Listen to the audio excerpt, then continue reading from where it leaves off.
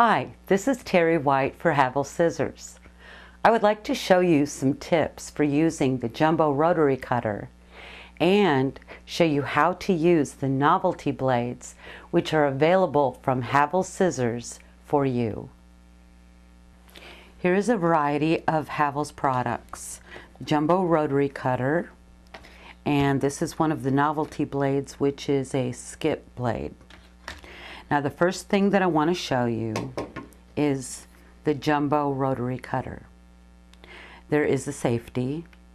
You push back and then you have this nice big blade. Now I'm going to show you how I cut with a rotary cutter. This has got a big handle, so it's very comfortable for my hand. And I'll just go right here and show you this first. So you can do a clean cut in curves. So when I cut, I'll put my ruler up against my straight line of my fabric. I always cut from my body out, and I give it a little bit of an angle. If I angle it in just a little tiny bit, then I'm not going to go off.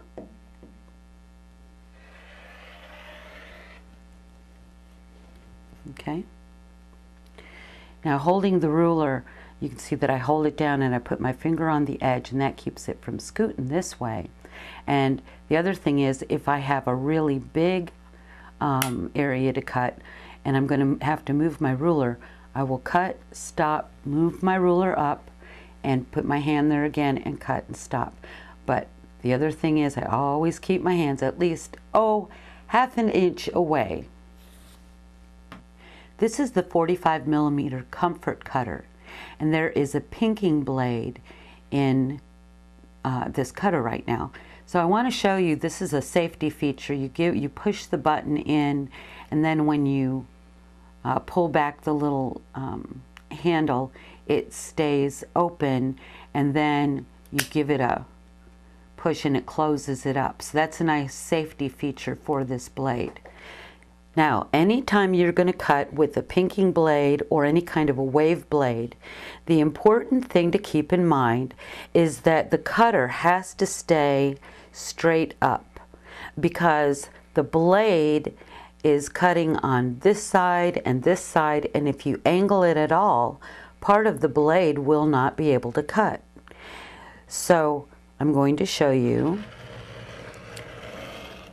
A lot of times people have a problem with this blade because they don't understand how straight up and down you have to keep it. Now when you're cutting, you can hear it and you can feel it, that it's cutting through. And before you use it for a project, maybe you want to practice with it for a little while so that you can really get the feel of cutting. Now if I want a straight line, I will put my ruler up, but I know that my blade will not be able to be right up next to it, because it will prevent the cutting from happening. So I can use it as a guide. You can hear it cut, and there's a clean cut. I'm going to change the blade. I'm going to start by taking off the bolt and the washer. And then sometimes you may have to give this a little tap because it's on there nice and tight. So I'm going to give it a little tap on the edge. And then I take the outside guard off, and then the blade, and I'm really careful with the blade. Okay, so this is how you take it apart. So I'm going to switch it out for a larger wave blade. Do you see how careful I'm being here to be sure that each thing goes back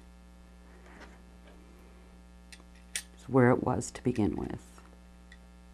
With the larger wave cutter, you also want to be sure that you are up straight on top of it and you can hear it cut. Here we have the skip blade. This is really fun. I'm going to show you. This works really well with bonded fabrics like ultra suede and felt. These are pieces of ultra suede, and see what happens? You have this perforated line. This works with with real leather, faux leather as well. Now, what you have here is something that you can lace together, or you can just use it as holes for decoration or for lacing several pieces together. So I have a bodkin here with this decorative cording that I twisted so that you get this really neat lacing effect. Another thing I use this skip blade for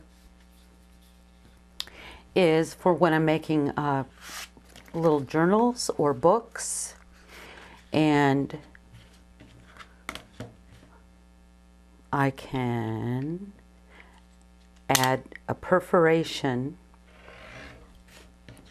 on the paper, so that when I've made my little book and if I want to pull a paper page out, I can simply perforate it, pull it apart like that. And to that end, there was one more thing I want to show you with the skip blade. Now this is fun. If I'm doing three-dimensional paper crafts, I'm perforating along these lines. It's not going to cut it completely apart. This is a piece of cardstock that I'm using here.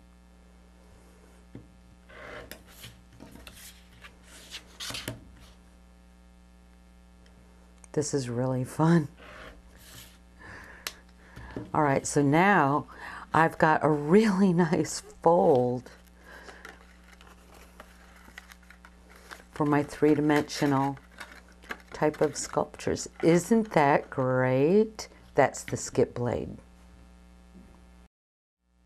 I would like to remind you to go to havelsewing.com for free patterns and instructions for great projects.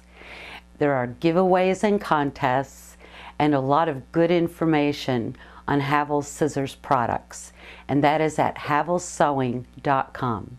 This is Terry White for Havel Scissors.